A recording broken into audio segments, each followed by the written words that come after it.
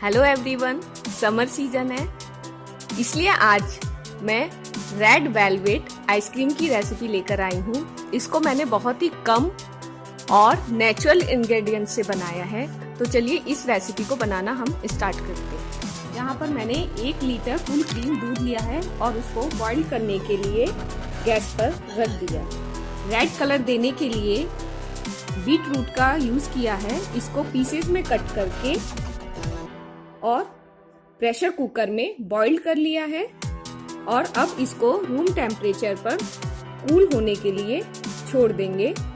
जब ये कूल हो जाएगा तो इसको मिक्सर ग्राइंडर में डालकर पीस लेंगे। अब दूध को कंटिन्यूअस चलाते हुए गाढ़ा होने के लिए छोड़ देंगे। धीरे धीरे दूध की क्वांटिटी कम हो रही है और दूध गाढ़ा भी हो रहा है। यहाँ पर जल्दी से दूध गाढ़ा करने के लिए मैंने मिल्क पाउडर का यूज किया है। आप चाहे तो इसे इग्नोर भी कर सकते हैं। मिल्क पाउडर डालने से दूध जल्दी गाढ़ा हो जाता है और उसकी कंसिस्टेंसी भी अच्छी आती है। यहाँ पर मैंने 4 स्पून मिल्क पाउडर का यूज किया है। इसको लगातार चलाते रहेंगे जिससे उसका लम्प्स ना पड़े। अब दूध लगभग आधा हो गया है। अब इसमें हम 4 बड़े चम्मच शुगर डालेंगे। आप शुगर की क्वांटिटी अपने अकॉर्डिंग कम या ज्यादा भी कर सकते हैं और शुगर डालकर उसको मेल्ट होने के लिए रखे रहें।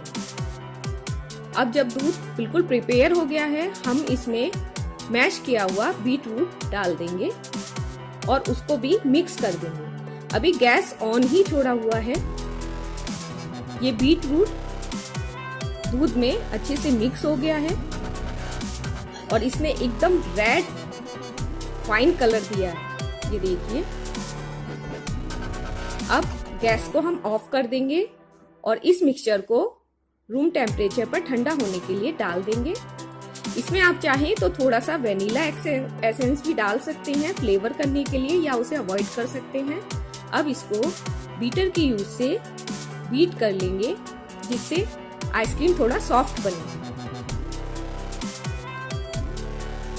इसको हमने बीट कर लिया है और अब इसको एक कंटेनर में डालकर फ्रीजर में जमाने के लिए रख दें।